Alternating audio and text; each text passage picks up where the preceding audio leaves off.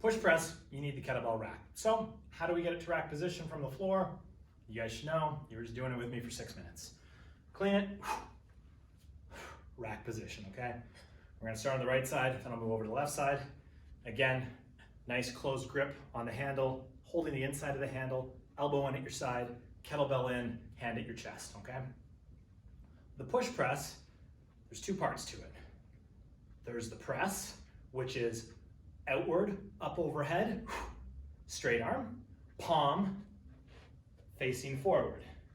Then we lower it down and bring it in. There's kind of a little bit of an Arnold press happening there because we do go wide first and then straighten the arm, bringing it overhead, not directly overhead, but you know, just to the side and then back down and in. Okay, now I'm going to teach you a couple little things to do before that, starting with the lower body.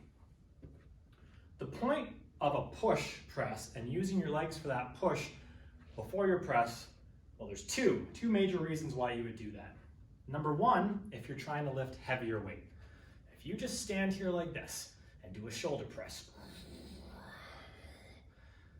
the heavier you go, the harder it's going to be. But if you engage your legs, you have soft knees, and you dip and explode up with your lower body, that energy, that power is going to be generated from your legs, and it's going to go right up to your body and help you with that press overhead. So, imaginary kettlebell, I'm dipping. Now it's not a squat. I don't want a full squat because that's going to slow this exercise down. It's just a dip, okay? Dip down, up, boom, explode up, back down.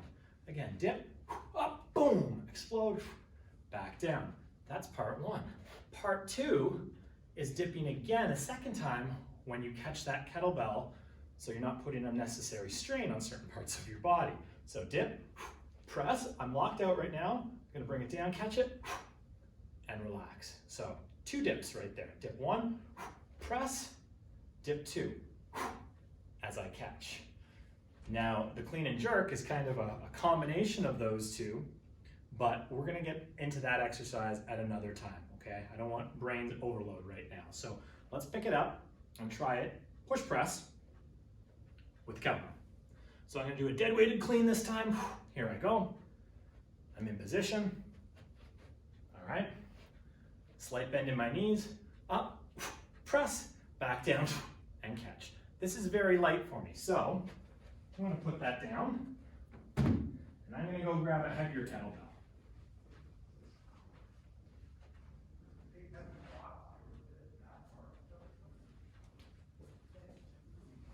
All right, to show you why I need to use my legs, I've grabbed a 28 kilogram kettlebell. So, up, rack position. Shoulder press looks like this. Doesn't look very good, right? If I use the legs, it'll look much better. Boom! See how I did that? First, I clean it, I catch it, up, down. So much easier when you use your legs. Just grab an average weight right here. Other side, up. This is our starting position. Don't worry about the clean, that comes next. Boom, press, back down and catch. If you're a little uncertain, have your second hand right here, okay? This is your safety net. Bend those knees, press, down, catch it with the second hand. Again, have your hand right there.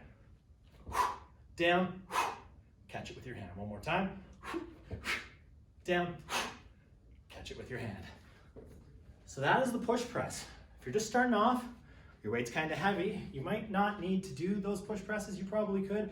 Just do that, but we want you to be able to lift heavier, and number 2, we want you to be able to lift longer, okay? The clean and press is one of those competition exercises.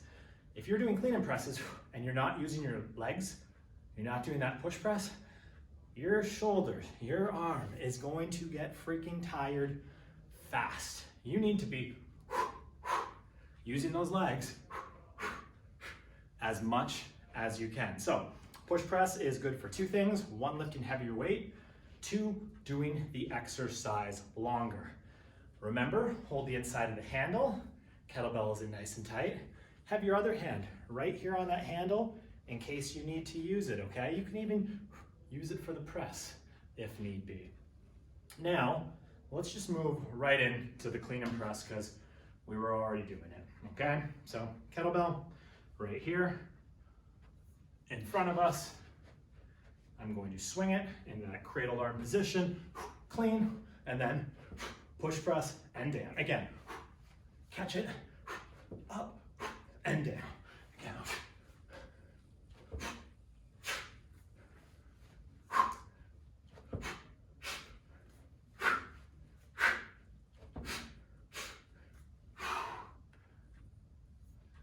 that is taking the kettlebell clean, which you've already learned. It's combining it with the push press, bringing it back down, and going right back into the clean for the clean and press. If you have any questions, you know who to reach, you know where to reach me at afterwards, but great exercise, guys. Leads us into our next exercise, which is the overhead snatch. The overhead snatch is a progression. It's doing your clean and press all in one motion. So you're not stopping here and then lifting it up overhead. You're starting from the ground and going directly overhead. So the difference is we're not stopping there anymore, okay? We are going straight up overhead. Let's work on the snatch next.